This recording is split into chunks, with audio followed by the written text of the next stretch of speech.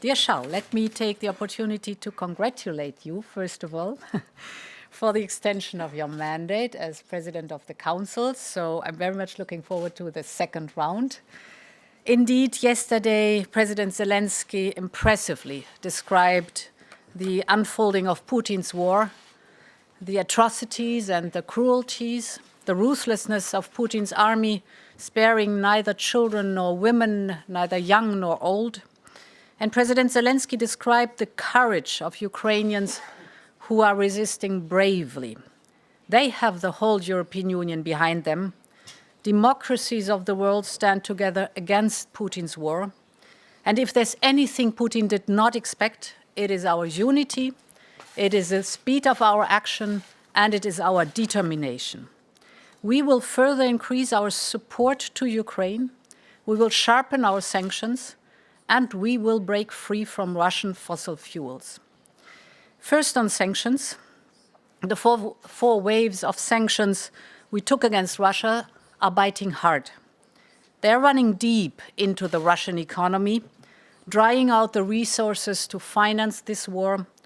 Now all our efforts should be on enforcing these sanctions and on preventing circumvention and evasion. Second, on support to Ukraine, right now, round about 10 million Ukrainians are either internally displaced or seeking shelter abroad. They need urgently our help. In Ukraine, we provide humanitarian aid. We are also actively working on securing safe passage for humanitarian convoys. And I want to thank from the bottom of my heart those EU countries bordering Ukraine which are welcoming refugees with open arms.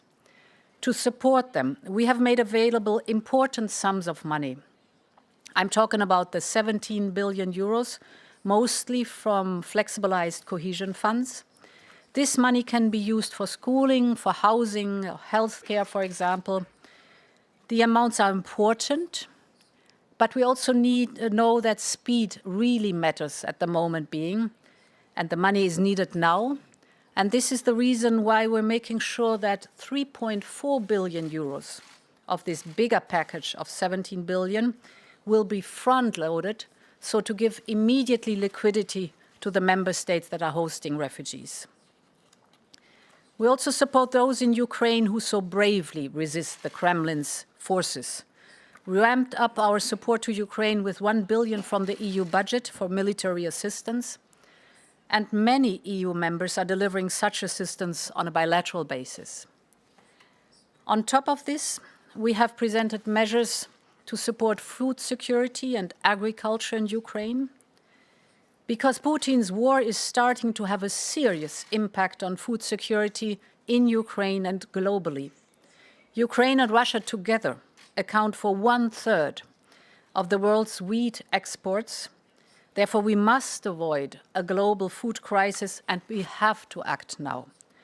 We are providing 2.5 billion euros until 2024 to help the regions most affected by food insecurity.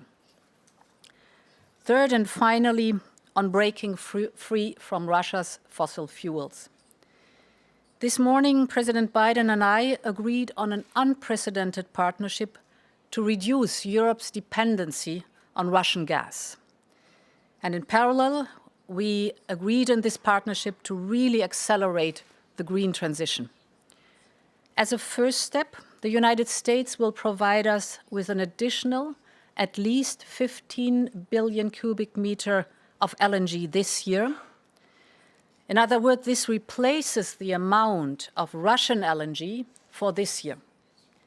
And in the coming years, we're aiming for at least 50 billion cubic meters per year, and this would be able to replace 1/3 of all Russian gas supply to Europe. This is significant. And on top, our investment will also pave the way for the deployment of green energy, because the infrastructure that we use for gas today and that we are investing in can also be used for clean hydrogen in the future. This agreement with the United States was a positive development ahead of the leaders' discussion on energy this morning. And this is my last remark. We looked at various options to cushion the impact of high energy prices on consumers and businesses. Measures such as income support or state aid, vouchers, reduced taxation, price caps, modulating prices, contracts for difference, etc. All options we presented have pros and cons. But first and foremost, we need to look at the root causes of high electricity prices, and this is, in big part, high and volatile gas prices. The energy mix and concrete situation in our member states is very different, but we need to work together to pull our weight. And this is why I advocated for a strong European approach. If we look at the gas market, the pipeline gas market, 75% of the global pipeline gas market is the European market. So we have an enormous purchasing power. Therefore, I welcome that we will now use our collective bargaining power. Instead of outbidding each other and driving prices up, we will pool our demand. In addition, we must complete pipeline infrastructure and ramp up our storage and the interconnectors. We proposed a minimum storage of 80% underground for next winter, rising to 90% then in the following years. This will be our insurance policy against supply disruption.